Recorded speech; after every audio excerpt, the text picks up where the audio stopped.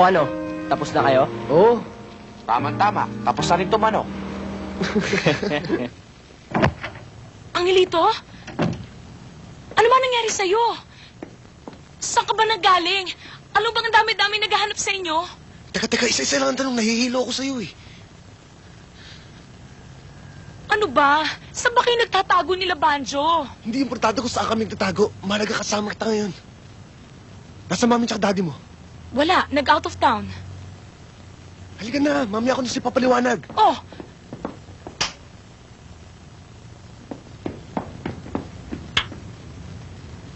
Ano ba ginagawa mo?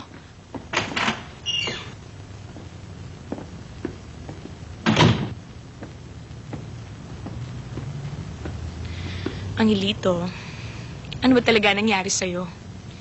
Baka naman binobola mo lang ako. Gusto mo lang makapasok dito sa bedroom ko. Obvious ba? Ayaw mo?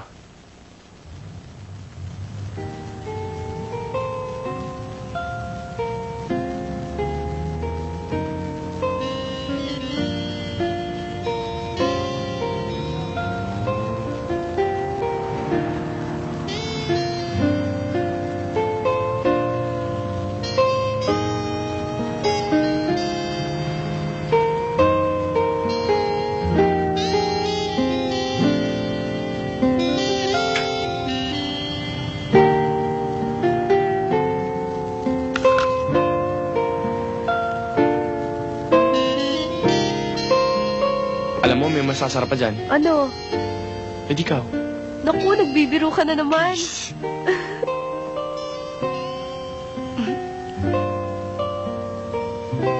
Marami na nagdaan sa akin. Pero alam mo, ikaw na ang pinakauli.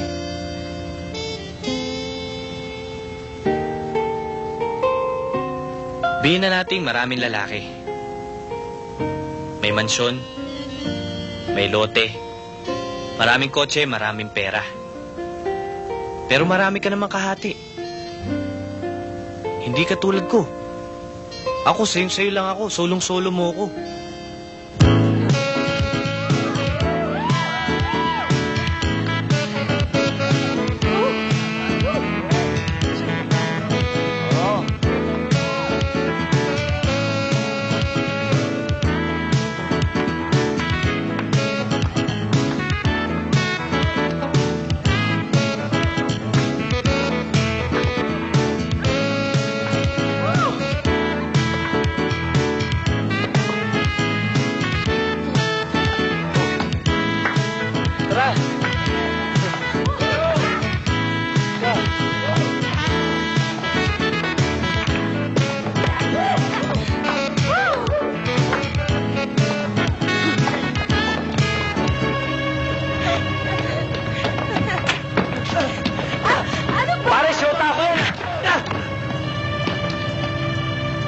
Shota, baliw ka ba? Eh, kapatid ko na!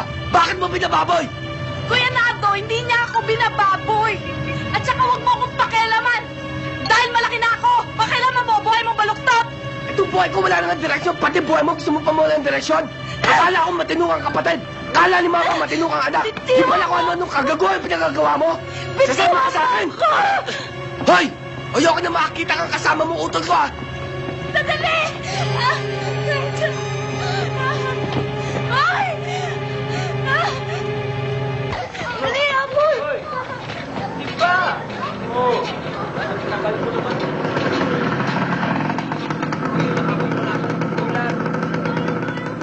Baka naman binabangungot ka. Hindi ako yung ina. Hindi ako. Pero doon sa birth certificate ko, nakalagay doon ang pangalan ng nanay ko. Kayo ho yun. O baka naman, hindi mo nalalaman na ilang milyong tao dito may pangalang ganyan.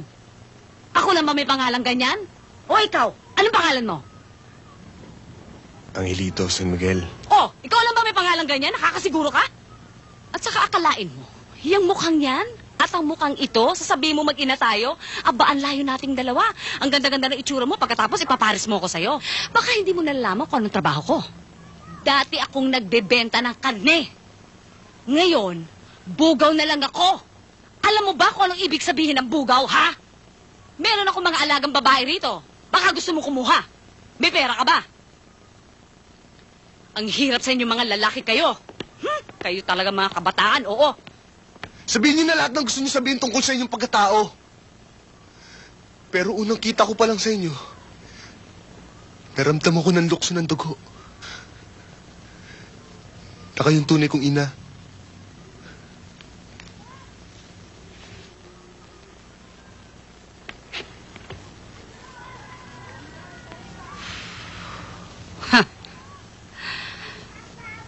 Wala akong maalala sa isipan ko na nagkaroon ako ng anak na buhay. Oo. Nagkaroon ako ng relasyon sa isang hoodlum. Nakulong at napatay sa bilangguan. Mabuti na nga yung nagkaganon eh. Kasi, kung nakakawala siya, sigurado ikukulong lang niya ako sa loob ng bahay namin. Bubugbugin niya ako. At kung minalas-malas pa, ibebenta na naman niya ako sa iba't ibang lalaki.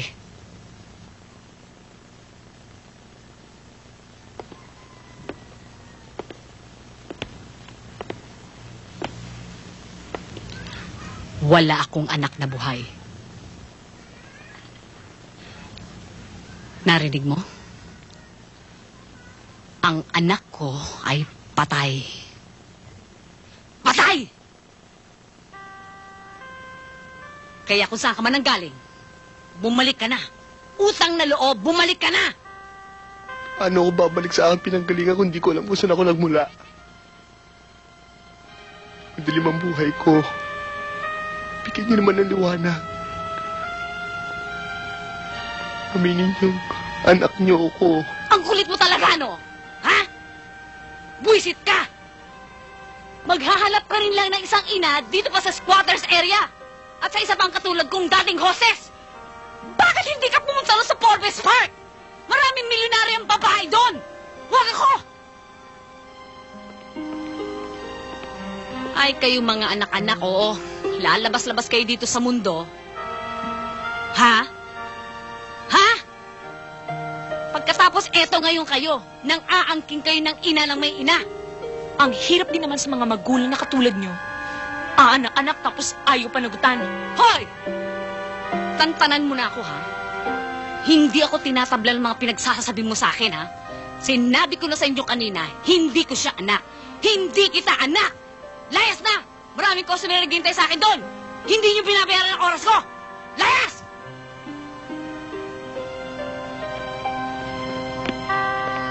Oo, aalis ako. Pero ito tandaan niyo, ito na ang unang tuli natin pagkikita. Saksi ko ang Diyos na kayo nawawala akong ina. At ako nawawala niyong anak. Inay.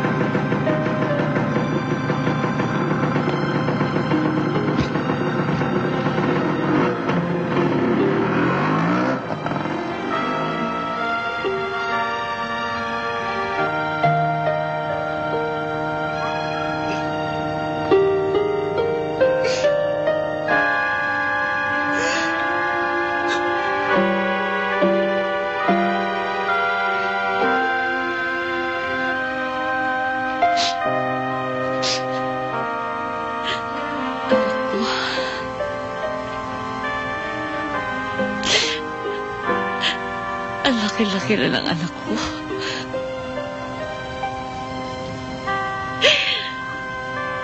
Patawarin mo ako, anak. Patawarin mo ako, anak. Hindi ako napabagay bilang ina mo. Hindi ako napabagay. Patawarin mo ako, anak. Patawarin mo ang nanay mo. Pare, utol mo, kasama na naman yung shota niyo. Saan? Ayun o. Ang tigis talaga ng ulo ng demonyong yan, ah.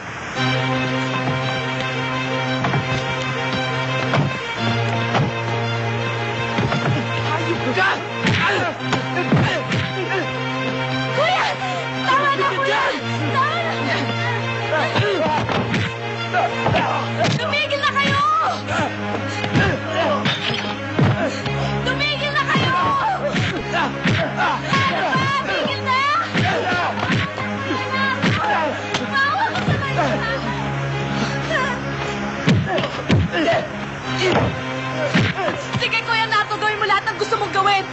Patayin mo siya, Kuya Nay, kaliligaya mo. Pero ito ang tandaan mo.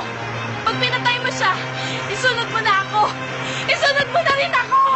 Nung una pa lamang tayo magkasagupa, hindi mo na ako binigyan ng pagkakataon para makapagpaliwanag. Kung inaakala mong pinapastos kong kapatid mo dahil naghahalikan kami in public, ay nagkakamali ka. Mahal ko siya. Inuulit ko, mahal ko siya.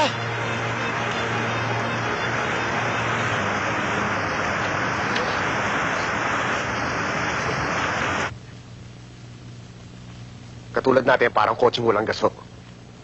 Para tumakbo, kailangan natin ng pera, di ba? O, di one time lang. Bangko kanin natin. Siguradong hahaba ang PC natin kapag tayo nakalusot. Bangko? Mabigat yung iniisip mo, pare. Isipin mo na lang, ha? Pag natiklo tayong lahat, ha? Ang pinakamababang sentensya yan, 20 years. Basta ako, tabla ako sa planong ganyan, ha? Tol, ang dali-dali ng problema natin kung ano-ano ang pinag-iisip nyo. Ang kailangan lang natin, konting puhunan, Tol. Saan naman magagaling ang puhunan natin? Yan! Yan! Yan tipo mong yan, yang ara mong yan, pare, yan ang magliligtas sa atin sa gutom. Ako?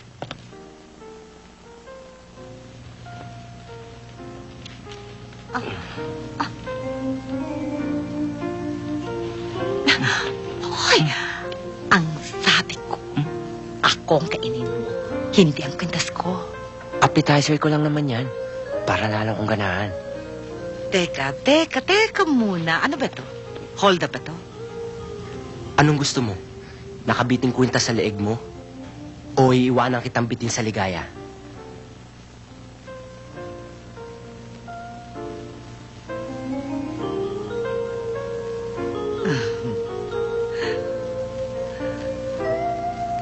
Yun nga yun.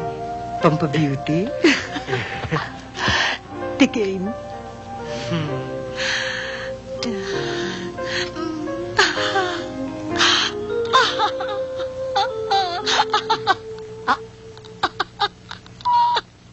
Tol, nagsiswimming na sa kama si Toto. Tsak yun, malulunod sa ligayang chick. Diba no? O, ano pa hinihintay natin? Eric, salo.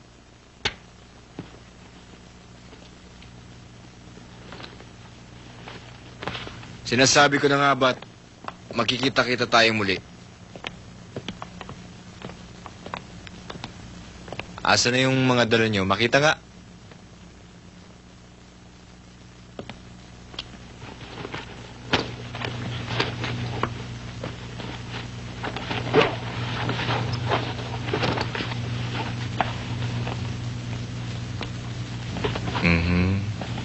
Tingnan mo nga.